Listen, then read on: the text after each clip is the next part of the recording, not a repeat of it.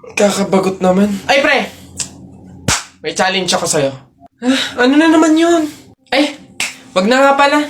Pang tunay na lalaki nga lang pala yung mga challenge ko. Wag na lang. Bakla ka nga pala. Wag na lang. Kulit naman sabing walang bakla dito, tol. Ay, we? Sige nga. Duraan mo nga yung hawakan dun sa hagdan. Dali. Ha? Yan. Ang dali-dali lang yan. Minsan hirapan mo naman, ha? Minsan. Dali-dali. Ita mo, ha? Wait lang, ha?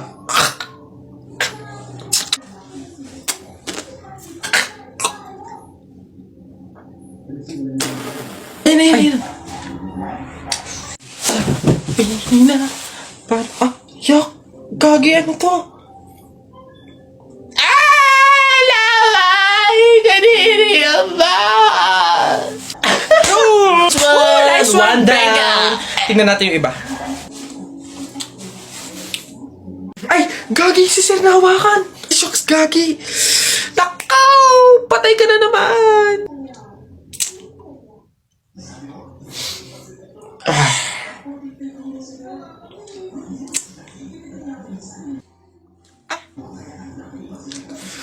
Pumunta kayo sa guidance. Nako, tita, condolence po. Ay, ba't ka naman nakaganyan, tutoy? Naka-asol ka pa. Alam mo namang ibig sabihin nun, pag may borol, masaya ka nung namatayan kami. Baka pwede magpalit ka, ha? Balik ka na lang ulit. Ay, ganun po ba? Sige po, pasensya na po, babalik po ako. Okay na po, tita. Ayun nga po, nalulungkot po. Ay, naku naman, tutoy. Nananadya ka ba? Nagpula ka pa talaga. Alam mo naman ibig sabihin pag nakapula sa burol, may galit ka dun sa namatay. Tuy, respeto naman. Pasensya na pero palta mo yan. Tsaka ka bumalik dito, ha? Nanadya Ay, grabe naman po. So, babalik na naman po ulit ako. Sige po, pasensya na po ulit. Sige po, wait lang po. Eto, tita, okay na po siguro to. Kumusta po? Tuy, nag-itim ka pa. Ano bang problema? Yung itim to, sa libing pa yan. Anong pinapakita mo? Anong pinapahiwatig mo na gusto mo nang alisin to sa amin? Na gusto mo nang ihiwalay tong pamilya namin, ha? Ay, hindi naman po sa ganun, tita. Sadyang hindi ko lang po alam na may mga color coding po pala pag may burol. Hindi ko po alam na may pamahiin po pala kayong sinusunod. Sige po, balik na lang po ulit ako. Sure na po, totoo na po. Sige po. Ayan. Pagod. Okay na po, tita. Yung grabe condolence po, nakikiramay po ako. Sobrang nalulungkot po talaga ako. Saan po ba dito yung tayaan? Ay, doon po sa dulo. Sige po. Salamat po.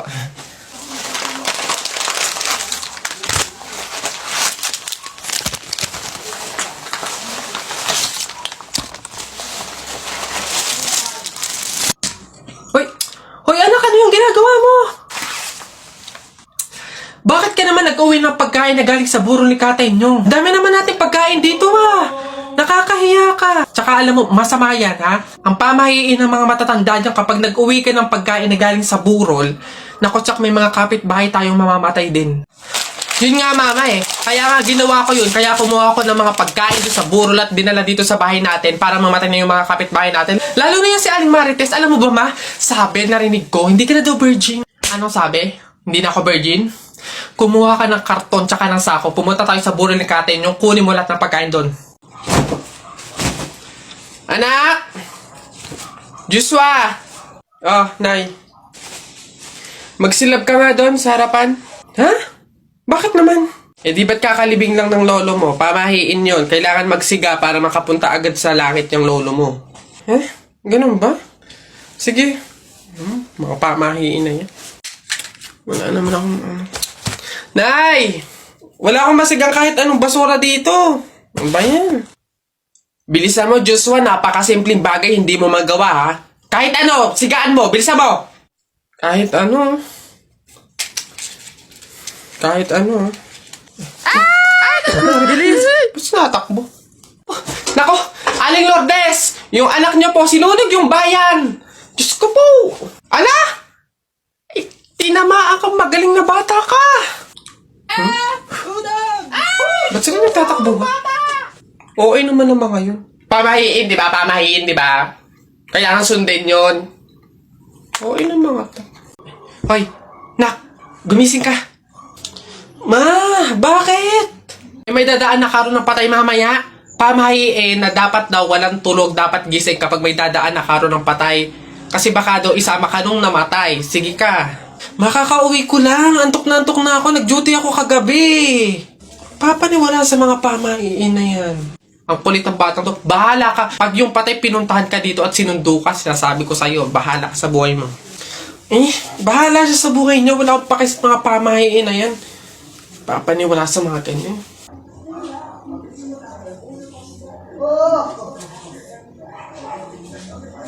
Ma, di ba sinabi? Sino ka? Ikaw yung patay dun sa kabilang kanto? Ay, ikaw yung karo ng patay na dumaan kanina.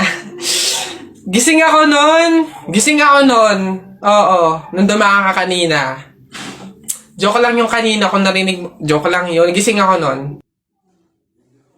Ayoko! Joke lang yun!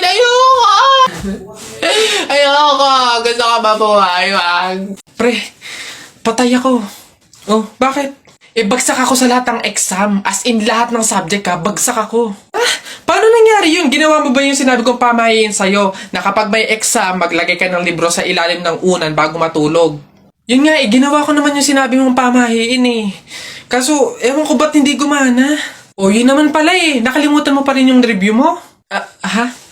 Ay, kailangan ba mag-review? Ay, nako naman. Naglalagay ng libro sa ilalim ng unan bago matulog kapag may exam para hindi makalimutan yung ni-review.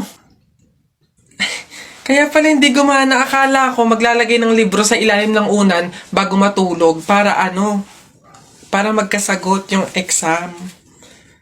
Yung pala kailangan mag-review. Ay, Bona ka. Ano ba to? Nay! Oh, ano yan? Nasa ba yung kumot nating magaganda? Ano ba tong kumot na to? Parang hindi pa kayo buhay sa mundo. Andito na to Ako ngayon tigil-tigilan mo sa kaartehan mo. Patuto kang magtsaga kung anong meron dyan. Ito, siya nga pala. Wow, bagong kumot? Hindi, dalhin mo yan sa mga bisita at dito sila matutulog. Ang daya naman, Nay! Nilalabas mo lang to pag may bisita. Para sa kanila ba to kaya mo binili? Aba, sasagot ka. Ay, Char! Excuse me. May tatanong lang sana ako. Ay, sige po. Ano po yun? Kaibigan kasi ako nung namatay. Ililibing na, di ba? Napansin ko kasi wala yung taga-sigaw. Wala ba kayong nilagay? Ay, bakit po kailangan ng taga-sigaw? Kasi di ba kaya siya namatay kasi pinatay siya? Nahuli na ba yung pumatay? Ay, ganun po ba? Hindi pa po nahuli yung suspect O, hindi pa pala. Ang pamahiin kasi dyan, para daw makonsensya yung pumatay dun sa tao, is kailangan pag ililibing na, maglagay daw ng taga-sigaw para sumuko na yung pumatay sa kanya. Sige po, ako na lang po, yung sisigaw. Ay, ikaw na lang. Sige, mabuti. Ayos, sige.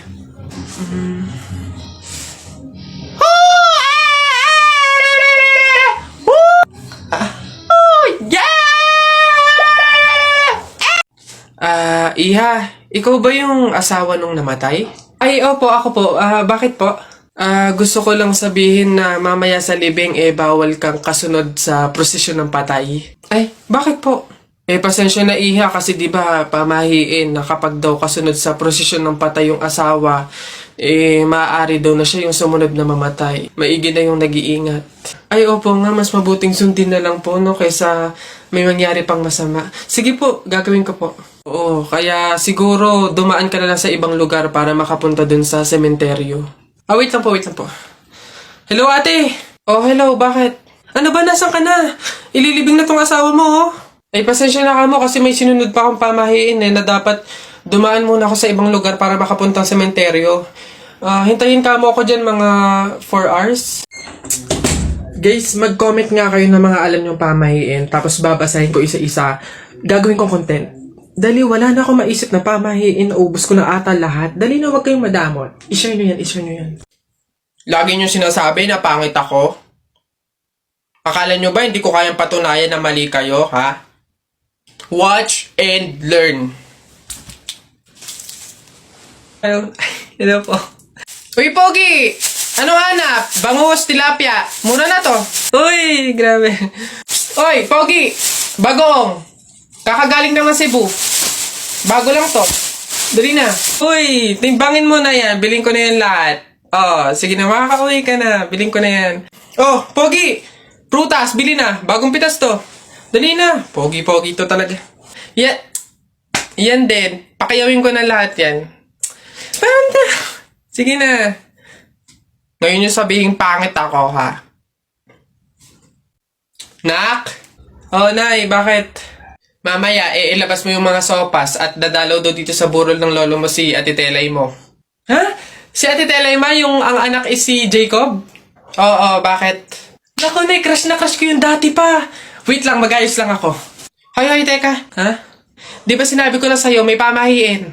Bawal magsuklay, bawal maligo, bawal magsalamin kapag may burol. Ha?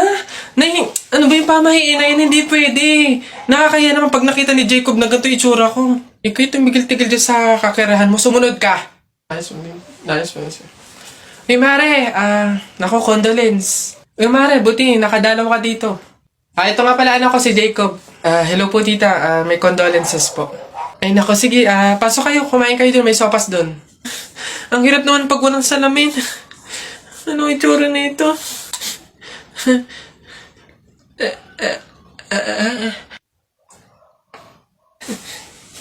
Hi, Jacob. Hi. Lintik na pamahiin na yan.